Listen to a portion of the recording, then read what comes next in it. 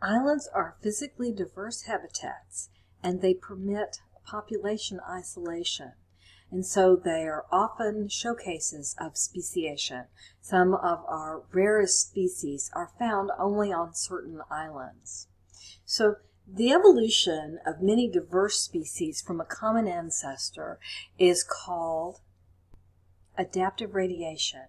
And you can think of this as the common ancestor is here, and then like rays of the sun, the different ancestors, the different species are formed. On the Galapagos Islands, there are 14 species of closely related finches. And these are 3 of the different finches. These birds differ in feeding, beak shape, and behavior. One island was colonized by a small group of birds. They changed significantly as natural selection favored different adaptations.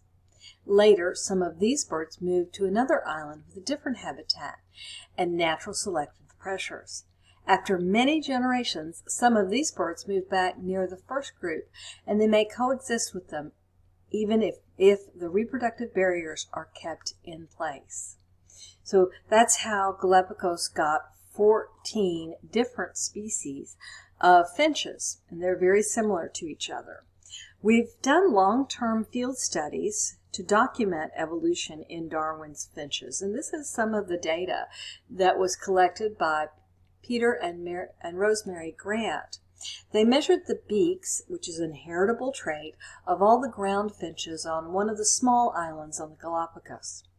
A few years into the study, a drought hit the island, leaving only the tough, hard-to-crack seeds for the birds to eat.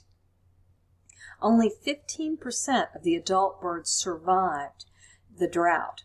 In the following generations, there was a measurable change in the average beak depth. So let's look at the data.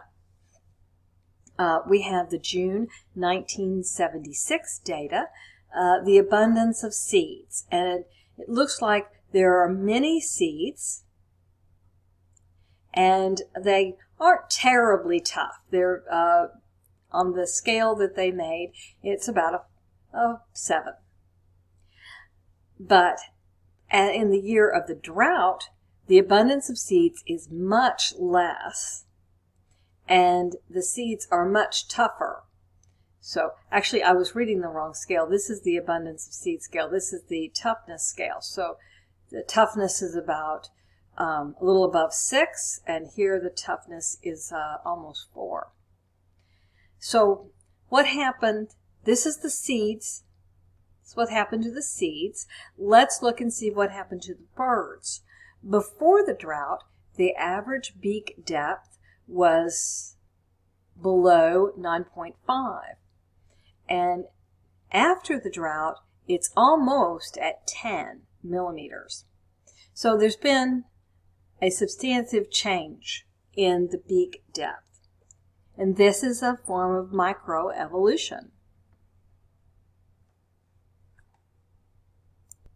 Hybrid zones are zones where species overlap, and they provide an opportunity to study reproductive isolation. If the reproductive barriers are strong, reinforcement occurs, i.e. the barriers are reinforced, and so 2 closely related species will continue to diverge. But if the reproductive barriers are weak, 2 closely related species will fuse and make one species. So speciation can occur rapidly or slowly. Punctuated equilibria refers to long periods of time with very little change, punctuated with a lot of change. The fossil record is not exact. Periods as long as 15,000 years are difficult to distinguish, and many species, especially from small populations, don't leave fossils. The time for speciation can range from a single generation, as in polyploidy, to 40 million years. So the time is very variable. And that completes this chapter.